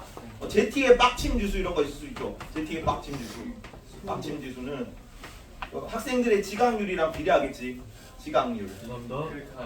그다음에 클카 이행한 클카 숙제한 거. 클카 숙제. 그러니까 안 하는데 일어서게 하죠. 야야야. 조금 이따 처벌합시다. 그러면. 클카 숙제 안 하는 거랑 반비례하겠지. 클카 숙제를 한 거랑 반비례하겠죠. 뭐 이런 식으로 여러 가지 지표들을 하나의 숫자로 나타내는데 여기서는 유소년층이랑 노년층 인구 비율을 지표로 해가지고 그거를 하나의 숫자로 나타내는 게 고령화 지수다. 그리고 마지막으로 고령화율 혹은 노령화율이라고 합니다. 고령화율은 아래쪽이 총인구다. 총인구 중에서 노년층 인구, 그러니까 65세 이상 인구가 차지하는 비율을 고령화율이라고 합니다. 계산이? 왜 이거 두 개를 쭉 구분해놨냐면 고령화 지수랑 고령화율을 왜 따로 수치를 만들어야 됐었냐면 고령화율은 그 사회에서 65세 이상 인구가 차지하는 비율만 나타내고 앞으로의 추세를 알려주지 않아. 이해가니? 그러니까 지금 나이 든 사람들이 몇 명 정도라는 것만 다 알 수 있는데 만약에 그 유소년층 인구가 많은데 고년층 인구도 많은 거야. 인구가 유지된다는 거예요. 근데 똑같이 노년층 인구가 많은데 유소년층 인구가 비율이 작은 상태로 노년층 인구가 많으면 걔는 앞으로 인구가 줄어든다는 거겠죠. 이해가니? 그래서 따로 수치를 만들었습니다. 다 외웁니다. 그리고 플러스 뭐까지 외워야 되냐면 고령화율을 3단계로 나누거든요. 고령화율을 3단계로 나눠가지고 1에서 7%에서 14%까지를 고령화 사회라고 불러요. 고령화 사회. 그리고 14에서 20%까지다. 21%까지 아닙니다. 20%까지를 고령 사회라고 부릅니다. 20% 이상일 때를 초고령 사회라고 불러. 근데 고령화랑 고령이랑 헷갈리지 마라. 이거 보성여고 이번에 하나 틀려왔다. 중간고사 시험 범위였는데 고령화 사회 써야 되는데 고령사회 써가지고 틀렸어. 고령화 사회는 지금 늙어가고 있는 중인 나라고 고령 사회는 이미 늙은 나라. 초고령 사회는 많이 늙은 나라야. 우리나라가 올해가 되게 나름 역사적인 해거든요. 올해가 초고령 사회에 올해 초에 진입했다. 그러니까 이제 길을 다녀보면은 5분의 1 우리나라 인구의 20% 이상이 65세 이상이에요. 일본은 더 심하다. 일본은 길 가면은 30% 이상이 노령층이거든요. 그래서 3분의 1이 65세 이상 할아버지 할머니. 지하철 가는 이제 좀 나이 드신 분들이 많이 보이죠 요새는. 아이씨. 넘어가고요. 그래서 요거까지 일단 다 외웁니다. 1분 줄게. 여기를 외워야 여기는 수치 대입해서 계산하는 문제거든요. 어렵게 나오면. 근데 너네는 요 파트 어렵게 나온다고 그랬잖아. 학교 선생님이. 한희 쌤이 여기 어렵게 나온다며. 좀 쉽지 않은 공부를 좀 해야 될 거다고 얘기를 했다면서. 맞아요. 그래서 다 외워야 된다 여기. 공식 계산하는 걸로 나올 거거든. 자 넘어갑니다. 이게 공식 외웠으면 알 수 있다. 자 총인구 부양비는 자 부양해야 되는 계층은 누구냐면 유소년도 부양해야 되고 노년층도 부양해야 되는 거야. 청장년층이 부양하는 거죠. 그래서 총인구 부양비는 유소년 부양비 플러스 노년 부양비예요. 근데 우리가 유소년 부양비도 똑같거든요. 청장년층분의 유소년 곱하기 100이 유소년 부양비고 청장년층분의 노년층 곱하기 100이 노년 부양비인데 이거 분모 갖고 이제 곱하기 100 같으니까 이거 플러스 더하기 이렇게 할 수 있지. 이해가니? 예. 더하기 하면 이 분자에 그냥 같이 더하면 되잖아. 네네네. 그래서 청장년층 분의 유소년 플러스 노년층, 그러니까 청장년층을 제외한 인구를 분자로 보낸 다음에 곱하기 100하면 총 인구 부양비다. 오케이? 자, 위에 가서 다시 총 인구 부양비는 자, 유소년 청장년 인구 분의 유소년 인구 곱하기 100 유소년 부양비입니다. 17번 유소년 부양비. 그리고 노년층 인구가 분자 노년층만 있으면 노년 부양비겠죠. 자, 그리고 아까 주의하라 그런 거 이게 몇 번 그 사문 문제 풀면 항상 이런 낚시 문제로 나오거든. 인구 부양비는 인구 부양 비용이 아니라 비율을 뜻하기 때문에 인구 부양비가 높은 나라가 인구 부양 비용이 더 크다는 틀린 선지다. 알 수 없는 거야. X. 다음 고령화 지수. 혜연아, 고령화 지수 어떻게 구했어요? 분자 분모가 뭐였어? 고령화 지수. 청장년층 분의 고령화 지수라니까. 지환이 뭐였어? 뭐 분의 뭐야? 고령화 지수.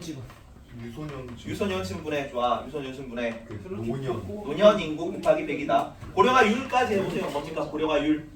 고령화율이 그 아까 전체 인구 전체 인구 분의 이제 노년층 노년층 인구 곱하기 100이고 율 일어나고. 자, 23번부터 야 전체 인구 65세 이상 인구 비율이 7% 이상이야. 뭐라 그래? 고령화다. 고령화. 23번에 고령화 사회. 23번은 23번 고령화. 22번이 여기가 이제 전체 인구. 그다음에 여기가 노년 인구였죠. 23번은 7% 이상이 고령화 사회고 14% 이상일 때 고령 사회고 20% 이상일 때 초고령 사회입니다. 초고령. 자, 중위 연령은 요 용어만 좀 알아주세요. 중위 연령. 중위 연령은 중앙값이다. 중앙값. 평균값으로 구하면 안 돼. 우리나라 평균 연령이 아니다. 그 중간값이기 때문에 전체 인구를 나이 순으로 쭉 줄 세웠을 때 가운데 있는 사람의 나이예요. 대단히? 그러면 우리나라 중위 연령은 45세거든요. 우리나라 인구의 절반은 45세 미만이고 우리나라 인구의 절반은 45세 이상이라는 뜻이야. 괜찮니? 그 중위 이제 그렇게까지 이것도 뭐 평균 연령이랑 비교해서 구하는 건 안 나왔긴 한데 개발도상국이랑 뭐 선진국이랑 중위 연령이 누가 더 높다는 식으로 나올 겁니다. 누가 더 높겠니 당연히? 선진국이 중위 연령이 높은 거야. 그리고 성비라는 단어까지 좀 알아주십시오. 자, 남초 사회가 남자가 많은 겁니다. 여자가 많은 겁니다. 남자가 많은 거야. 남자가 많을 때는 성비가 100보다 클까 성비가 100보다 작을까? 100보다 큰 거다. 이거 뭐 구체적으로 이렇게 비교해서 물을 수도 있기 때문에 반대로 바꿔서 오답선도 낼 수 있거든. 외워둬야 됩니다. 성비가 큰 게 남자가 많은 건데 성비를 성인 비디오로 외웁니다. 성인 비디오? 성인 비디오 약자로 외우고 일반적으로 성인 비디오는 남자가 더 일반적으로 남자가 더 여자가 그런 식으로 가면 그때 조용히 하고 비디오밖에 일반적으로 남자가 더 많이 보죠. 일반적으로 남자가 많이 보기 때문에 성인 비디오가 많다. 그러면 성비가 높다라고 나오면 성인 비디오가 많은 거니까 남자가 더 많은 거다. 이해가니? 저것만 기억해야 돼. 성별 비율로 기억하면 안 되는 시험 가서 막 왜 갑자기 아니 성별 비율인데 여성도 성별이 남자도 성별이 헷갈리잖아. 여자는 왜 성별이 어?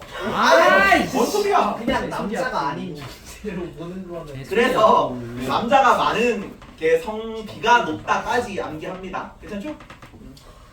자, 남자 인구, 여자 인구분의 남자 인구 곱하기 100이고 이렇게도 나올 수 있다. 여성 인구 100명당 남자 인구 수라는 단어가 여성 인구분의 남자 인구 곱하기 100이랑 같은 말인지 알겠니? 여성 인구 100명당 남자 인구 수라고. 둘 다 나와도 같은 말이라는 거 알아라. 여성 인구 분의 남자 인구 곱하기 100입니다. 자, 성비가 100 이상인 거, 남초 사회인 거. 일반적으로 태어날 때 지금 생물학적으로 남자들이 조금 더 많이 태어나요. 자연 성비가 103대 100 정도 되거든. 왜냐면 남자들이 좀 어렸을 때 막 모험하고 막 옛날에는 유전자 좀 번식될 때는 쟁취하고 뭐 획득하고 사냥하고 이래야 되잖아. 그러니까 그 번식할 시기가 되면 1대1로 성비가 맞춰진대요. 자연적으로 설계가 그렇게 돼 있대.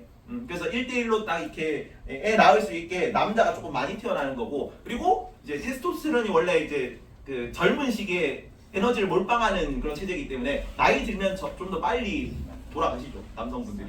그래서 나이가 들수록 여초 사회가 됩니다.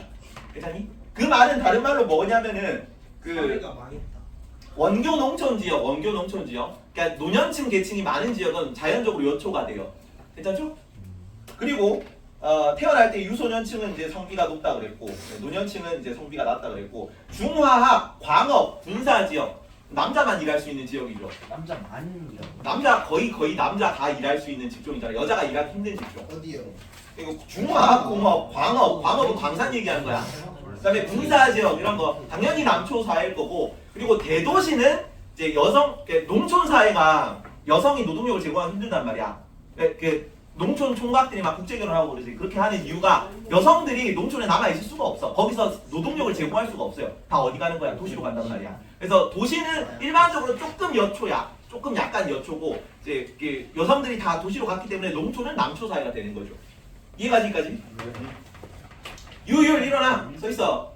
서 있어라. 턱 빼고 있어. 밑에 내려갑니다. 그럼 계산 문제를 풀 수 있거든요. 쉬운 거부터 풀어볼게. 54번, 56번 한번 풀어봐라. 기다려주세요. 아니 몇 번이요? 54, 56번만. 57분에 미는 거 너무 자, 봅니다. 자, 비고가의 유소년 부양비네. 유소년 부양비 어떻게 구해? 유소년 부양비 어떻게 구해요? 청장년분의 유소년. 청장년층분의 유소년층 곱하기 100이죠. 유소년 부양비다. 근데 비고가의 청장년층이 200이잖아.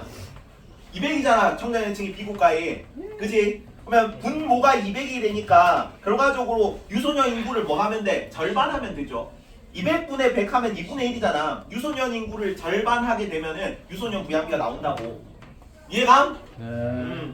그리고 여기 A 국가는 더 쉽죠. A 국가는 청장년층이 100이니까 그냥 분모가 100인 거지.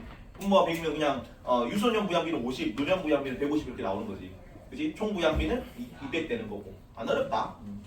여기는 절반하면 됐으니까 청장년층 인구가 200이라서 여기는 60 맞고요. 자, A 국가의 총 인구 부양비는 50 플러스 150 해가지고 200 맞고요. 괜찮니? 네. A 국가는 B 국가보다 노년 부양비가 작다. A 국가 노년 부양비는 150, B 국가 노년 부양비는 80. 그러니까 A 국가가 B 국가보다 노년 부양비가 크네. 틀렸고요. 그래서 답이 3번이다. 이런 느낌으로 풀면 돼. 안 어렵지? 네. 요거는 같이 한번 풀어보자. 56번은. 자, 갑부 인구 구성을 나타낸 것인데 이에 대한 분석으로 옳은 것. 조금 내용이 복잡하게 돼 있어. 자, 전체 인구 중 65세 이상 인구 비율이란 말은 무슨 용어야? 이게 뭔 말이야? 뭐에 대한 정의입니까? 전체 인구 중 65세 이상 인구 비율이란 단어는 어떤 거에 대한 정의야? 고령화율. 고령화율이다. 고령화율. 고령화율 혹은 고령화율입니다. 자, 영세 인구 100명당 65세 이상 인구 뭐예요 이게? 고령화 지수다. 고령화 지수. 오케이? 고령화 지수. 이렇게 된다. 자, T년에는 고령화율이 100이고 T 플러스 60년에는 30이고 고령화 지수는 25고 150이고 이렇게 돼 있네요. 그러면 고령화율이 10이라는 얘기는 전체 인구가 100일 때 노년 인구가 10이라는 얘기지. 이거 이해가니? 노년 인구가 10이잖아. 그러면은 0에서 14세 이거 고령화 지수니까 고령화 지수가 25라는 얘기는 노년 인구 유소년 인구는 모르고 유소년 인구를 x로 쓸 때 노년 인구를 곱한 게 곱하기 100한 게 25가 나온다는 얘기지. 그럼 이거 25랑 4는 1 하면은 40은 x가 나오는 거죠. 유소년층 인구 비율이 40이라고. 그러면은 이제 나머지가 청장년층 인구 비율은 50이 되겠죠. 괜찮죠? 그다음에 전체 인구 t 플러스 60년일 때는 t 플러스 60일 때는 노년층 인구가 30이네. 그러면 유소년 인구 부양비가 150이니까, 그러니까 그 고령화 지수가 150이니까 100분의 x분의 30 곱하기 100이 150이 되겠죠. 그럼 여기 2, 여기 3 약분하고, 그러면 3 약분하고 3 약분하고 10이니까 그러면 x는 20이 되겠지. 그러면 t 플러스 60년의 유소년 부양비는 유소년층 인구 비율은 20이고, 그러면 청장년층 인구 비율은 똑같이 50이 되겠네. 예. 여기까지 괜찮니? 예.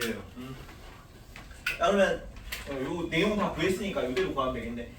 T년의 전체 인구 중 0에서 14세 인구 비율은 얼마야? 0에서 14세 인구 비율은 40이죠. 40인데 50%라니까 틀렸고요. T년의 노년 부양비는 유소년 부양비의 4배이다. T년의 노년 부양비 얼마야? 여기는 청장년층비 50이지. 곱하기 100이니까. 아 근데 일단 노년 인구가 10이고 유소년 인구 비율이 40이니까 4배 차이 나겠네. 맞죠? 노년 부양비는 유소년 부양비의 4분의 1이겠지. 노년 인구가 4분의 1이니까. 괜찮니? 그래서 4배이다라고 해서 틀렸어요. 4분의 1배. 근데 쌤 응. 실제로 쌤 문제 푸실 때 이렇게 다 적어놓고 하세요? 원래 적어놓고 해야 돼요. 아 그래요? 원래 노년층, 청년층, 유소년층 전체 인구를 적어놓고 이렇게 하나 계산하면서 풀어야 된다. 원래 이렇게 푸는 거예요. 허수. 이거는 조금 어렵게 나온 거고. 쌤 박시현이 허수래요. 뭐라고? 허수. 쌤 허수라는데요? 넘어가고요. T년 대비 T 플러스 60년에 15에서 65세 이상 인구는 감소하였다. 맞아? 몰라. 알 수 없어요. 부양비라는 거는 비율만 뜻하는 거다. 이거 절대값은 모르지. 인구가 감소하는지 아닌지는. 그래서 X고. T년 대비 T 플러스 60년에 유소년 부양비는 증가하였다. 맞니? T년 대비 T 플러스 60년에 유소년 부양비. 유소년 부양비는 40에서 20 비율이 줄었으니까. 여기는 이제 50분의 x 곱하기 100일 거 아니야? 그 부양비를 따지면 그럼 2배 하면 되겠지. 네. 그러면 T년에는 유소년 부양비가 80, T 플러스 60년에 유소년비가 40 되겠죠. 네. 그러면 감소한 거야, 증가했다 해서 틀렸습니다. T년과 T 플러스 60년의 총 부양비는 동일하다. 왜냐하면 청장의 인구 비율이 동일하니까 총 부양비 이거 2개 더한 거잖아. 노년 부양비, 그 유소년 부양비를 더한 거니까. 그래서 동일하겠죠. 그래서 답이 5번. 요 정도 어렵게 나오면 요 정도 느낌으로 나올 거예요. 괜찮니? 공식만 외우면 되죠. 공식. 쉬운데요? 넘어갑니다. 나중에 시간 나면은 요 뒤에 거 풀어봐라. 심한 문제인데 시간이 없어서 넘기겠습니다. 딱 좋은데. 자원 파트로 넘어간다.